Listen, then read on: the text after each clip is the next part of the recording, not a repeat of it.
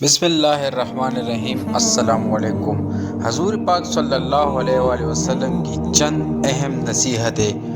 حضرت عبداللہ بن عباس رضی اللہ تعالی عنہما فرماتے ہیں کہ ایک دن میں آن حضرت صلی اللہ علیہ وآلہ وسلم کے پیچھے سواری پر بیٹھا ہوا تھا کہ آپ صلی اللہ علیہ وآلہ وسلم نے فرمایا، اے لڑکے، تو اللہ کے حق کی حفاظت کر، اللہ تیری حفاظت فرمائیں گے۔ تو اللہ کے حقوق کی حفاظت کر، تو ہر وقت اللہ کو اپنے سامنے پائے گا۔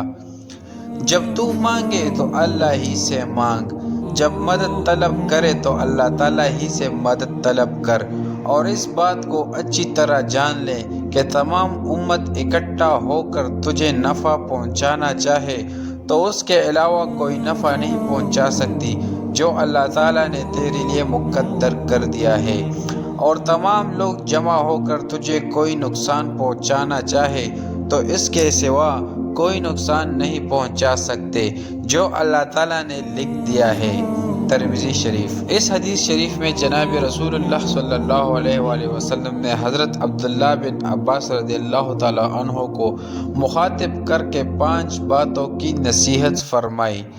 نمبر 1، اللہ کے حق کی حفاظت کرو۔ تم اللہ کے حق کی حفاظت اور نگرانی کرو، اللہ تعالیٰ تمہاری حفاظت کرے گا۔ اس کا مطلب یہ ہے کہ تم اللہ کے احکام کی تعمیل کرو، شریعت اور سنت نبی تمہاری زندگی سے ظاہر ہوتی ہو، نماز میں، روزہ میں، زکوٰۃ و صدقہ خیرات میں، اخلاق میں، گفتگو میں، معاشرہ میں اللہ کے احکام اور نبی صلی اللہ علیہ وآلہ وسلم کی سنت کے تم پابند ہو جاؤ تو اللہ تعالیٰ بھی دنیا اور آخرت کی ہر مشقت اور ہر پریشانی سے تمہاری حفاظت اور تمہاری دستگیری کرتا رہے گا۔ نیز تم اللہ کے حق کی حفاظت کرو گے، شریعت کے پابند ہو جاؤ گے تو تم ہر وقت اللہ تعالیٰ کو اپنے سامنے پاؤ گے۔ جب اللہ تعالیٰ ہر وقت تمہارے ساتھ ہے تو تم کو پھر کسی اور کا محتاج ہونے کی ضرورت نہیں، اور جب اللہ کی طاقت تمہارے ساتھ ہے تو تمہارا کون کیا بگاڑ سکتا ہے؟ نہ مخلوق سے امید ہے، نہ ہی مخلوق سے ڈر ہے۔ نمبر 2، صرف خدا سے مانگو۔ دوسری نصیحت آپ صلی اللہ علیہ وآلہ وسلم نے یہ فرمائی کہ جب تم کچھ مانگنے کی ضرورت پیش آ جائے تو صرف اللہ سے مانگو۔ اللہ تعالیٰ کی دولت کا سمندر اتنا وسیع ہے کہ انسانی عقل حیران اور ششدر رہے گی۔ اگر اللہ تعالیٰ سب کو اس کی تمنا اور آرزو کے مطابق دے دے تو اس کی دولت میں سے اتنا بھی نہیں جاتا جتنا سمندر میں سے کوئی سوئی کی نوک میں آ سکتا ہے، اور وہ صاحب دولت بھی خوش نصیب ہے کہ ادھر تم اللہ سے مانگتے ہو اور ادھر اللہ پاک اس کے دل میں ڈال دیتا ہے اور بے چین ہو کر تمہارے پاس لے کر آتا ہے، اور اگر تم اس کو قبول کر لیتے ہو تو وہ اپنی خوش نصیبی سمجھتا ہے، تم بھی مقبول بارگاہ ہوئے اور اس کی دولت کو بھی اللہ شرف قبولیت حاصل ہوا، تم نے تقوی اختیار کیا اور اس کا مال ایک متقی کو پہنچ گیا۔ جناب رسول اللہ صلی اللہ علیہ وآلہ وسلم نے ارشاد فرمایا کہ تم مومن کے علاوہ کسی دوسرے کو اپنا دوست ہرگز مت بناؤ۔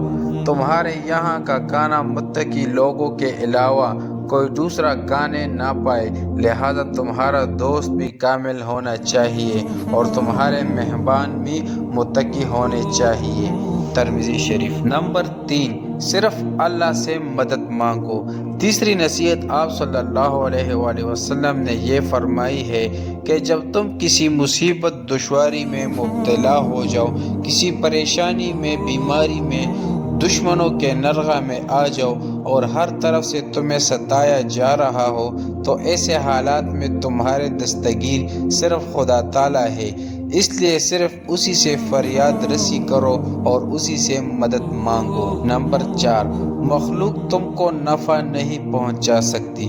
چوتھی نصیحت یہ فرمائی کہ اگر دنیا کے تمام انسان اور تمام امت مل کر تم کو کسی بات کا نفع پہنچانا چاہے تو اس سے زیادہ ایک پیسہ کا بھی نفع نہیں پہنچا سکتے جو اللہ نے تمہارے مقدر میں لکھ دیا ہے، لہٰذا مخلوق سے زیادہ امیدیں مت باندھا کرو، یہ فضول خیالات ہے۔ تمہیں اپنی محنت خود کرنی ہے، جو تمہارے مقدر میں ہے وہ تم کو اس بہانے سے ملتا رہے گا، اور ہر وقت خدا کی یاد تمہارے اندر غالب رہے گی۔ نمبر 5، مخلوق تم کو نقصان نہیں پہنچا سکتی۔ پانچویں نصیحت، جناب رسول اللہ صلی اللہ علیہ وآلہ وسلم نے یہ فرمائی کہ اگر دنیا کے تمام انسان اس بات پر متفق ہو کر جمع ہو جائے کہ تم کو نقصان پہنچائے تو اس سے زیادہ ایک ڈیلے کے برابر بھی تم کو نقصان نہیں پہنچا سکتے۔ جو اللہ نے تمہارے مقدر میں لکھ دیا ہے، کسی کی کوئی طاقت نہیں جو تمہیں نفع پہنچائے یا تمہیں کچھ نقصان پہنچائے۔ اس لیے سارا بھروسہ خدا پر کرو اور خدا تعالیٰ کے ہی نیاز مند بن جاؤ۔